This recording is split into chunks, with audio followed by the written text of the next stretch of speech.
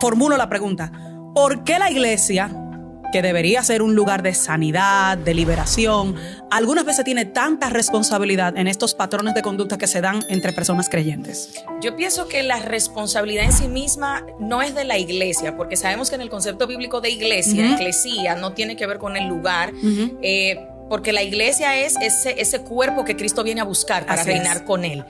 Más bien pienso que la parte de esa responsabilidad está en ese liderazgo que ha surgido de manera precipitada muchas veces, que ha surgido. Me pasó hace unos días, por ejemplo, una persona que cayó en adulterio con el hijo de un pastor. No son de República Dominicana, son de otra nación, pero resulta que el muchacho llegó a ser pastor porque el papá se murió y rápidamente le delegaron la función. Exacto. Pero él no estaba listo todavía para asumir ese rol. Entonces, en medio de todo se generó esta situación. Imagínate cómo se sintió esa casa de fe cuando se entera de este desastre. Entonces, el tú precipitar o poner responsabilidades en alguien de esa naturaleza por herencia, o sea, tú tienes que ser el pastor porque yo soy pastor y tú vas a ser pastor, sin ver realmente si es el llamado de parte de Dios, puede terminar provocando situaciones muy, muy graves en el cuerpo que se congrega en ese lugar. Pero yo pienso que nada, así como hay iglesias muy responsables, donde hay líderes muy responsables, pues también hay lugares que lastimosamente cuentan con personas que no deberían estar ahí. Wow.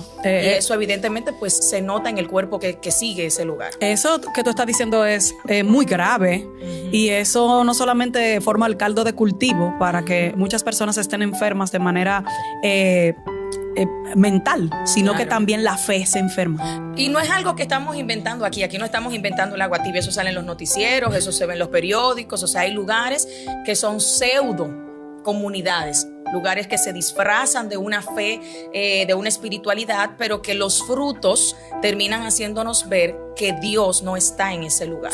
Es bueno que seas tú que lo digas, sí, porque siempre me están tildando a mí de que yo hablo desde el dolor, de que yo hablo desde la indignación, de que yo tengo un problema con la iglesia, y ese es el problema. Si yo tengo problema con esa iglesia, con ese tipo, esa iglesia yo tengo un problema, y que el problema no es que yo tenga problemas, sino que Dios también lo tiene, ¿tú me entiendes? Entonces esa no es la definición de iglesia. Exacto. Y por eso te decía, este es el génesis de una fe tóxica, cuando una mente no está como diría yo, amueblada o está sana, entonces comienza a generarse esa fe tóxica.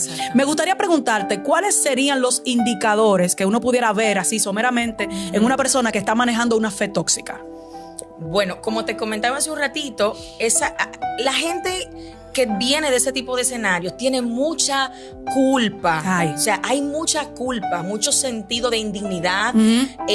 Por ejemplo, yo soy terapeuta sexual y de parejas y veo muchos casos matrimoniales. Y un indicador rápido de ese tipo de fe es cuando yo veo gente aguantando abuso por causa de Cristo. Ay, papá Dios. Por causa de la fe. Y esto es delicado porque muchas veces en esos entornos yo normalizo y espiritualizo lo que está mal por causa de que es la normalidad de ese lugar. Como todas las mujeres aguantan golpe en esta comunidad, yo tengo que hacerlo también. Porque Dios no está de acuerdo con el divorcio, entonces eso fue lo que yo aprendí, eso es lo que Dios quiere, y le digo a todo el mundo que mi esposo va a cambiar por causa de la fe. Pero ya yo tengo un ojo morado, ya me intentó clavar una tijera, ya me intentó disparar, ya me golpeó con una pistola, cosas de esa naturaleza que, by the way, no es metáfora, te estoy contando cosas que las he visto y que me las han contado personas en la práctica. Entonces, si tú me normalizas algo así, porque es lo común en ese entorno en donde tú aprendiste y nadie te enseñó que, como decían ayer en el discipulado donde estábamos, mi pastora, que de verdad fue brutal, perdonar no tiene nada que ver con tolerar abuso. Entonces, si yo aprendí que perdonar es aguantar el abuso, yo voy a empezar a manifestar una serie de conductas de ansiedad, de depresión, de culpa, porque me siento indigna, porque si salgo de esto siento que me voy para el infierno. Ese tipo de creencias tiene que dejarte ver que hay una situación que está atormentando la mente de esa persona. Así es. Y de dónde viene, no, incluso eso termina siendo tan grave que nosotros terminamos alejando gente del evangelio, porque la gente inconversa de tu familia, que está viendo que tu marido te está matando, que está al borde ya tú de perderte, empiezan entonces a decir, y ese es el Dios, no, olvídate, a mí déjame de este lado. Yo he tenido que tratar con personas que me dicen, yo tuve que elegir entre estar viva y el evangelio. A eso me refiero. Yo recuerdo incluso que eso a mí no me lo contaron, yo lo viví. Yo tuve que externar una situación en la que yo estaba viviendo y tener un pastor que te diga, de los 26 años que yo he estado casado, he sido feliz uno. Oh my God. Y básicamente él entendió que ese era el estándar que yo también debía vivir, que son de las cositas que muchas veces nosotros como creyentes, ¿verdad?, nos reservamos para no hacer daño, para no exponer ciertas cosas, pero que lamentablemente ya hemos llegado a un nivel donde tenemos que visibilizar este tipo de cosas porque la vida de la gente está en juego. Ya no es un asunto solamente de que creemos mal, sino que la consecuencia de creer mal es tener estas malas prácticas que hasta ponen en riesgo nuestra propia existencia. Y esa falta de conocer todo el contexto, porque, yo solo he sido feliz pero si nos sentamos a ver por qué, quizá vamos a encontrar otras cosas. Porque yo tuve el caso de una persona, un líder de una iglesia, que me reportó una situación con su esposa a nivel sexual, y cuando yo veo a la esposa, resulta que el problema de raíz que viene de ahí es una influencia de la pornografía de una persona que tiene más de 20 años liderando una iglesia. Entonces, nosotros no podemos tomar a la ligera la mitad de lo que me están diciendo. ¿Ves? El pedacito que yo estoy conociendo de la historia. A veces lo mejor es orar y que el Señor, ¿verdad?, ayude a la persona a encontrar el camino, pero no podemos agarrar todo lo que escuchamos sin conocer el contexto. Si hablamos de fe tóxica, yo creo que es necesario que nosotros hablemos de frasecitas dentro del cuerpo de Cristo que hacen daño. Tú tienes que orar más, y tú hiciste esto, y tú hiciste aquello. Tenemos como si fuera... Te falta fe. Es un demonio. Eso es un demonio, un grupo de cosas. ¿Cuáles tú crees, Catherine, que son las frases más tóxicas que uno incluso, y te digo esto antes de darte la parte para que respondas, como pastores muchas veces nos vemos muy limitados porque hay veces que hay que orar y uno tiene que preguntarle a la gente, tú oraste y eso, pero ya está tan normalizado utilizar esto como una muletilla que uno tiene hasta miedo de preguntarle a la gente si oró, porque son frases que ya lo que hacen es descargar la responsabilidad en lo espiritual cuando realmente se necesita otra cosa. Mira, obviamente deben haber muchas, pero como no soy pastora, hay muchas cosas que quizás no la conozco. Casi.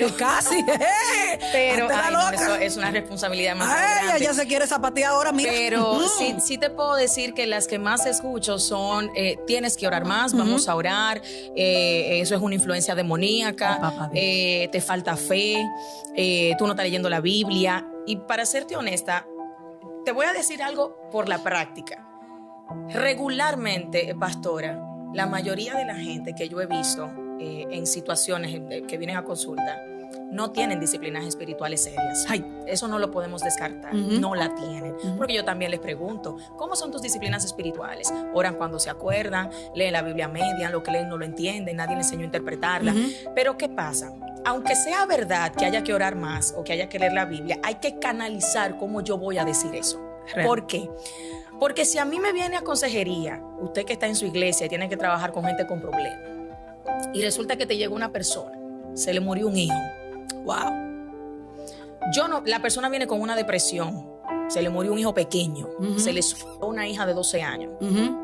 No es cuento, te estoy contando cosas reales. Cosas que han pasado. Yo no puedo decirle, tú estás deprimido, vamos a administrarte liberación, porque tú tienes un demonio. Mi amor, se le acaba de subir una hija. Claro que sí, hay un proceso natural que se llama duelo. Pero si el mismo Cristo en el Getsemaní dijo, velen conmigo porque me siento triste que me hasta la muerte. Hasta la muerte. Sí. Sudó sangre. Él mismo quería devolverse. Padre, pasa de mí esta copa. Esto está demasiado amargo.